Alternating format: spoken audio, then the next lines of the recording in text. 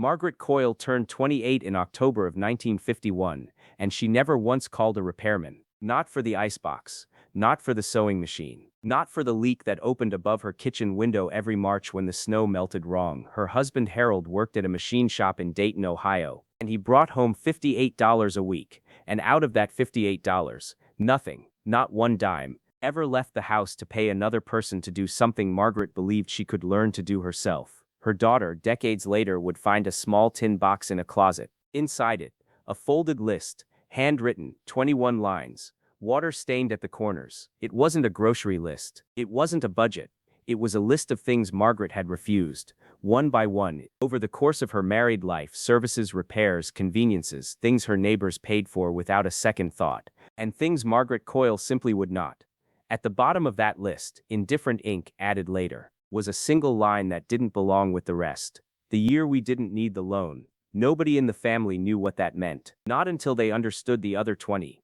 This isn't a list of chores. It's a list of a decision, made over and over, year after year, by a woman who understood something that most households today have quietly lost. Something that isn't really about money at all. It's about what happens to a person and a family when almost everything can be outsourced and almost nothing has to be learned. Stay with me, because item 14 on Margaret's list is the reason her husband never once carried debt into a winter, and the last item, the strangest one, will make sense of everything before it. If a list like this helps you remember something your own mother or grandmother used to do me a favor and subscribe before we start. This channel exists to bring these habits back, one at a time, and there's a lot more where this came from. Let's begin. Number 21. Hemming and altering clothes. In 1952, a department store in Dayton charged 35 cents to hem a single pair of trousers. Margaret Coyle could hem 4 pairs in the time it took to walk there and back. She kept a small tin of pins on the windowsill, threaded a needle by the last light of afternoon, and never once paid a stranger to shorten what she could shorten herself. To her, a needle wasn't a chore. It was 35 cents she got to keep. Number 20. Sharpening knives. Harold's father had shown her once how to draw a blade across a whetstone at the right angle, slow, even strokes until the edge caught the light. A traveling sharpener came through the neighborhood every few months, charging a nickel a blade. Margaret's knives never needed him. She sharpened them herself on Sunday evenings, sitting at the same table where she paid the bills. The dull knife wasn't a problem to be solved by someone else. It was a skill she hadn't finished learning yet. Number 19. Cutting the family's hair. Harold got his hair cut in the kitchen, a towel around his shoulders, scissors that lived in a drawer with the sewing kit. Their son did too, until he was old enough to shave. A barbershop visit cost 35 cents in 1953. Not much, until you multiplied it by 2 boys, a husband, and 52 weeks a year. Margaret did the math once, out loud at dinner. Harold never mentioned the barbershop again. Here's something people forget about that decade. In 1950, the average American household spent almost 30% of its income on food alone, nearly triple what households spend today. Every dollar not spent on a service was a dollar with somewhere urgent to go. That's not nostalgia talking. That's the Bureau of Labor Statistics. The math simply left no room for convenience. Number 18. Canning and preserving. Every August, Margaret's kitchen filled with steam and glass jars and the smell of tomatoes cooking down into something that would last until March. She didn't buy canned vegetables from the store. She made her own, sealed in jars her mother had left her, stored in a cellar that never once ran empty in the dead of winter. The grocery store sold the same vegetables in a can with a label. Margaret's version cost almost nothing and came with something the store couldn't sell: the certainty that it would be there when she needed it. Number 17. Repairing shoes. A cobbler in town charged 50 cents to resole a pair of work boots. Harold owned 2 pairs of shoes total for years at a stretch. Margaret kept a small last, an iron shoe-shaped anvil, in the basement, along with tacks, glue, and scraps of leather saved from an old belt. She didn't send the shoes out. She fixed them at the kitchen table on a Tuesday night, and Harold wore them to work the next morning without knowing the difference. Number 16. Washing and waxing the car. Harold's Ford went to the driveway on Saturday mornings, not the gas station. Margaret and the children washed it with rags cut from old shirts, and Harold waxed it himself, working in slow circles because a wax job at the local station ran $1.50, real money. When a loaf of bread cost 14 cents, the car wasn't just transportation. It was the second largest thing they owned, and they treated its upkeep the way they treated everything else that mattered, with their own 2 hands. Number 15. painting the house. When the trim needed a fresh coat, Harold rented a ladder, not a painter. Margaret mixed the paint, taped the windows, and the two of them worked a Saturday and half a Sunday, and by Monday the house looked new. A hired painter in 1954 could run anywhere from $50 to $100 for a job like that, nearly 2 weeks of Harold's wages. They didn't have 2 weeks of wages to give away, so they climbed the ladder themselves.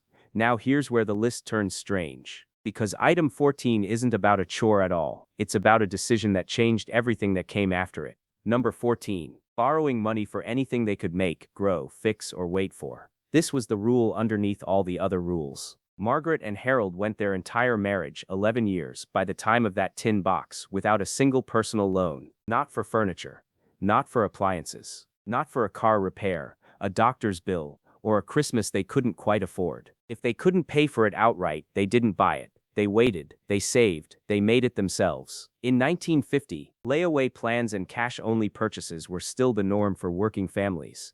Installment credit for household goods was available, but it was viewed the way a smart man views a loan shark: useful maybe, but dangerous, and best avoided. Margaret's family avoided it entirely.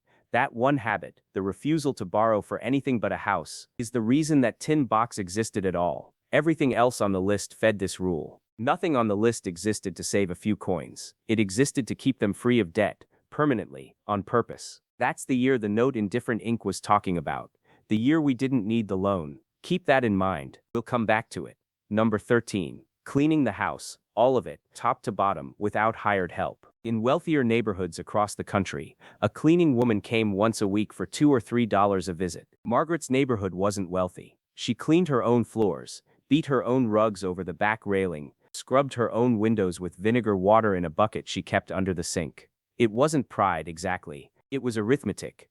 $2 a week was over $100 a year, more than a month of Harold's wages, spent on something her own hands could do just as well. Number 12. Growing vegetables instead of buying them. Behind the Coyle house sat a garden no bigger than a bedroom, but it produced tomatoes, green beans, carrots, and enough squash to give some away. Victory gardens had been a wartime necessity just a few years before, and Margaret never let hers go. A garden that size, tended properly, could offset a real percentage of a family's grocery bill. Historians estimate wartime victory gardens once produced up to 40% of the vegetables consumed in the United States.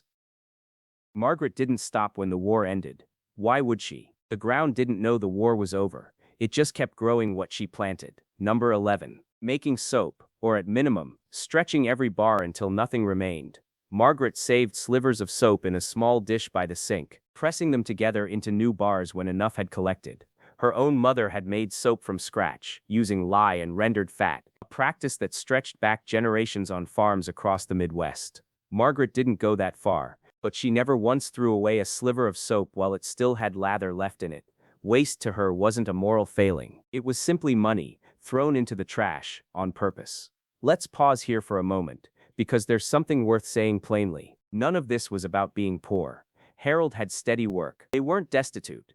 This was a choice, a philosophy, really, that treated every convenience as a question. Could we do this ourselves? And if the answer was yes, the answer to paying someone else was no. That's the part modern households have lost. Not the skill, the question. Number 10. Cutting firewood and hauling coal. Their house was heated with a coal furnace through the early 50s, and coal delivery cost real money, delivery alone, separate from the coal itself. Harold and his brother-in-law split and hauled wood for the kitchen stove themselves on weekends, cutting what they could from a neighbor's wooded lot in exchange for a share of it. It was cold, hard, unglamorous work. It was also free, except for the sweat. Number 9. Making butter and preserving dairy. Margaret didn't own a cow, but a neighbor did, and in exchange for eggs from her own small coop, she'd receive raw milk she'd skim and churn into butter herself, using a hand churn that had belonged to Harold's grandmother. Store-bought butter in 1952 ran close to 70 cents a pound. Margaret's cost her eggs and an hour of her time. Number 8. Repairing the sewing machine and small appliances herself. Margaret's Singer machine jammed more than once over the years, and rather than pay a repair shop, Harold, who had a mechanical mind from the machine shop, took it apart on the kitchen table and put it back together, guided by a manual Margaret had kept in its original box. The same went for a toaster with a broken spring and a clock that ran slow. If it had gears, Harold could usually coax it back to life, If it had a hem, Margaret could usually save it herself. Here's a pattern break worth sitting with. A 1956 household economics survey conducted by a major U.S. university found that families who performed their own home maintenance and repairs saved, on average, the equivalent of nearly a full month's income annually compared to families of similar earnings who routinely hired help for the same tasks. A full month, not a few dollars here and there, an entire month of wages, simply because the labor stayed inside the house instead of leaving it. Number 7. Making children's clothes rather than buying them ready-made. Margaret's daughter wore dresses cut from patterns ordered through the mail, sewn on that same Singer machine, sometimes from fabric that had once been something else entirely, a worn-out dress of Margaret's own, given a second life as a child's pinafore. Ready-made children's clothing existed and was affordable by 1950s standards, but affordable and free are different words, and Margaret always chose the second one when she had the skill to make it true. Number 6. Doing their own plumbing repairs, within reason. A dripping faucet, a running toilet, a clogged drain, Harold handled these with tools kept in a cigar box in the basement, guided by trial, error, and the occasional visit from a neighbor who'd done it before. Calling a plumber for a minor repair in the early 1950s could run several dollars for a single visit, before any parts were even considered. For a family living on $58 a week, that was a visible dent, so the dent never happened. Number 5. Canning their own meat, when a hog or chicken was slaughtered by a relative in the country. Margaret's brother kept a small farm outside the city, and each fall the family would drive out for a day of processing, Margaret canning what needed canning, salting what needed salting, and driving home with a car full of jars that would feed them through the winter months. The trip cost gasoline. The meat cost nothing but the labor of the day. Number 4. Making their own cleaning solutions. Vinegar, baking soda, and a bar of soap grated into flakes handled nearly everything in Margaret's house: windows, floors, laundry, even the family's hair on occasion. Commercial cleaning products existed on store shelves, marketed hard through magazines and radio, but Margaret regarded most of them the way she regarded a loan, a convenience dressed up as a necessity. She didn't buy what vinegar could already do. Number 3. Doing their own taxes and bookkeeping. Harold and Margaret kept a single ledger book, updated every week at the kitchen table, tracking every dollar in and every dollar out. Tax preparation services existed, but they cost money the Coyles didn't see the point in spending. Not when a pencil, an evening, and a bit of patience could do the same job. That ledger book, incidentally, is the reason that tin box existed at all. Margaret's daughter found the two together, side by side on the same closet shelf. Number 2. Watching their own children, always, without paid help. There was no thought in the Coyle household of paying a neighbor girl to mind the children while Margaret ran errands or Harold worked overtime. Family watched family. A sister, an aunt, a grandmother down the street. The network of unpaid reciprocal care that ran through working-class neighborhoods in the 1950s was peaked. In its own way, a kind of economy all its own. One that never touched a dollar bill and never showed up in any ledger, but held the whole household together just the same. And here it is. Number 1. The reason the tin box existed. The reason for every item that came before it. Margaret Coyle never paid anyone to teach her something she believed she could learn herself. Not sewing, not canning, not plumbing, not butter churning, not bookkeeping, not one single skill on this list. Every one of the 20 items you just heard began the same way. Margaret watching someone else do it once, her mother, a neighbor, a manual ordered through the mail, and deciding that was enough. That the lesson once learned belonged to her forever, and would never again cost her a nickel. That's what "the year we didn't need the loan" meant. In 1953, the furnace failed in November. Right as the cold set in, a repairman quoted Harold $11 for the part and the labor. A real sum, nearly a fifth of a week's wages, at the worst possible time of year. Instead, Harold pulled the furnace manual from that same tin box, the one Margaret had saved from when they'd bought the house, and the two of them worked by lamplight for 3 evenings until it ran again. They didn't call a plumber, a repairman, or a bank. They called on the only resource that never charged interest, what they'd already taught themselves. That's the whole list. 21 refusals, and beneath every one of them, the same quiet decision, made again and again for 11 years. If we can learn it, we will not pay for it. Margaret Coyle died in 1998, in the same house Harold had bought in 1949. The tin box outlived her. So did the ledger, the sewing kit, the shoe last still sitting in a corner of that basement, waiting for a repair that never came, because by then nobody in the family knew how to use it. That's the part worth sitting with.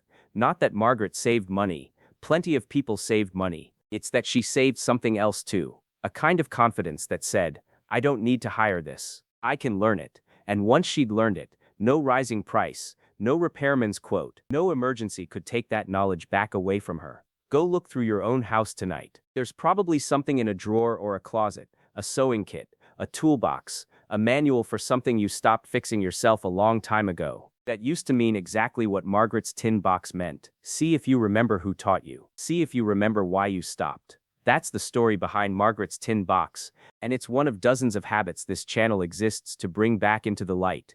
If it stirred something loose, a memory of your own mother, your own grandmother, your own kitchen table, go ahead and hit subscribe, because there's another one of these waiting for you, and it might just be the one that reminds you of something you didn't know you'd forgotten. Thank you for spending this time with me. I'll see you in the next one.